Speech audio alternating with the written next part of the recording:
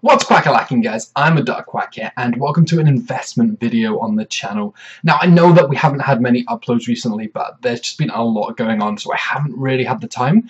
But I'm going to try and get a few more regular uploads going up about some different kind of stuff, mainly investment-based stuff, because that's what you guys want to see. And that's what we're going to kick off with here. So I've just finished doing the Team of the Week predictions for Footbin. And these are the players that jumped to my attention that have either One to Watch or Path to Glory cards. So we're going to talk about these guys, talk about what's going to happen if they make the Team of the Week, the implication on the prices, and where potential investments lie. So we're going to start off here with Rodrigo. Now, as you can see, his Path to Glory card is anywhere from 50k upwards, basically, at the moment. Now, is this card going to be worth 50k once he gets an upgrade? Let's assume for now that all of these players are guaranteed to be in. Is 50k too cheap? Is it too expensive? And that's how we're going to base this episode. So the reason that this guy is currently this expensive beforehand was because of the SBCs that are out. Now, these SBCs are fantastic. They take such a little amount of coins to recycle the Path to Glory players that you actually get. But that means that all of them have a base value of somewhere between 50 and 60,000 coins, regardless of how good they are, just because they have that use of being recycled. Now, if this guy does get upgraded, and let's assume he gets upgraded to an 83 rated card, he's going to have fantastic pace. His shooting, his physical, his passing, his dribbling, it's still not going to be anything incredible. It's the kind of inform that you assume would go for about 20k.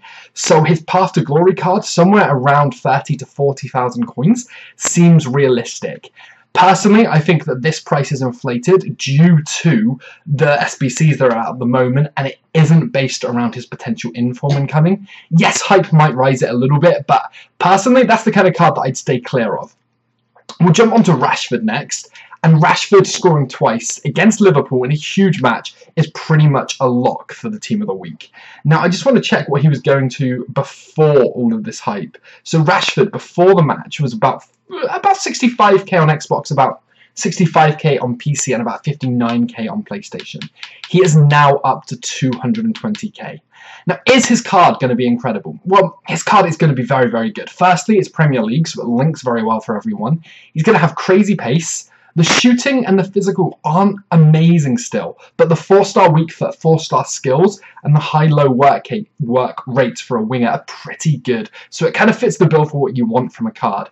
Is Rashford likely to go on and grab any more informs or special cards during now to the end of the season and the World Cup? There's a good chance he will. But is 220k the actual price of what he's worth, or is this based around the inflation on the market at the moment? And personally, for 220 odd k, you can get so many better players, and I just feel like this guy is already overpriced. We massively missed the time to buy. Anywhere up to about 150k was still a great buy, but even at 150k personally, I still feel like he's going to be a little bit expensive, which is why Rashford again is another card that we don't want to buy now, but these guys we can monitor during the release of the Team of the Week, and if/when they do make it, we can look to pick some up as everybody starts to panic sell. We'll move on to Aurier next, and Tottenham beat Bournemouth 4-1 today. Son's got 2 goals again, 2 goals from the last 2 Premier League games, and a fantastic performance and a goal against Juventus. EA just simply cannot ignore him for another week in a row. That leads us on to Aurier. Does that mean that they're going to include 2 Spurs players? Is Aurier going to get it over Son? Or is 1 goal, 1 assist, and then not even a clean sheet, conceded a goal enough? Usually, this would be a lock, but with Son playing so well and the chance of not having 2 players, it makes this a little bit more risky once again. Now, Aurier was about 24, 25k before the match. Even after his assist, 30k was kind of where he hovered. After he's got his goal, he's shot up to 100k on Xbox. He's extinct on PlayStation at the moment. And the question here is, the card's going to be great, there's no question about that. The physical is brilliant, the defending is okay, the pace is pretty much where you need it to be as long as you put on some kind of pace card as well. But is it going to be worth 100 to 100 and... Well, if you buy it for 100, you want to sell it for at least 110, 120k. Is it going to be worth that much? When we compare him to the likes of Walker's non-inform card that you've got available for 20k, it is going to be an upgrade, but it's not going to be absolutely massive. And that's why I kind of feel like, although we might be able to squeeze a bit of profit out of him during the hype, during the predictions that are released and everyone buying last minute, I feel like it's got to the stage where it's a little bit too risky for us to pick up. But once again, this is a player that if we were watching the game, we could have picked up for a bargain. And if he does make the team of the week, we can snipe during it and hope that we get caught up with a panic selling, someone mislists or whatever like that, and we do get ourselves a bargain.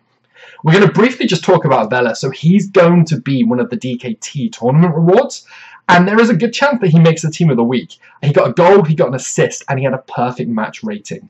There were a teammate who had 2 goals and assists, so it could go either way, but I kind of fancy this guy to be included, which makes doing that DKT all that more desirable, even though we're likely to recycle him back into the SBC and try and get one of these big names that are available. We're going to move on to Batshuayi now. Now, Batshuayi has come off the bench, scored 2 goals to save Dortmund from a 2-1 loss and turn it into a 3-2 victory, like he's done several times already at the club. My worry with this guy is the competition is so fierce for Team of the Week spots this week, and he's already had 2 special cards in the last month, maybe 5 weeks or so. He had a Team of the Week, and then he had a Man of the Match for his international performance. That kind of thing does usually factor into EA's decisions, and hence we may not see him. One of the things that always baffles me with this card, though, is how quickly it falls back down after the hype. He was sitting at about 80k, and now that you can see, you can pick him up for about, I think it's about 110, 120k you can get him for. About 120k, maybe a little bit cheaper if you're bidding.